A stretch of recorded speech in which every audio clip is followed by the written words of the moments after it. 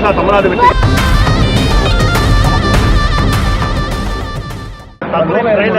நல்லா வரவேற்பு இருக்கு. ஸோ படம் எப்படி இருக்கும் சார்? நல்லா இருக்கும். நம்பி தான் உங்கள் முன்னாடி விடுறோம். எங்களுக்கு நம்பிக்கை இருக்குது. மக்களுக்கு பிடிக்கும்னு நம்புறதுக்கான எல்லா ஆதாரங்களும் எங்கள்கிட்ட இருக்குது. அதனால் சந்தோஷமாக இருக்கேன். இப்போ கூட நான் ப்ரமோஷனுக்காக போயிட்டுருக்கேன். மலேசியா போயிட்டு துபாய் போயிட்டு ரிலீஸுக்கு தயாராக இங்கே வருவேன். சார் மேல்சபை எம்பியாக இருக்கீங்க, மாநிலங்களவை உறுப்பினராக இருக்கீங்க.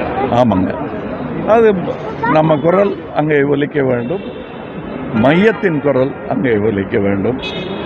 அது ஒரு பாரபட்சமில்லாத தமிழர்களுக்கான குரலாக அது இருக்க வேண்டும். தொடர்ந்து பார்த்தீங்கன்னா தமிழகத்தில் அதிகமான புதிய கட்சிகள் தொடங்கிட்டு இருக்காங்க.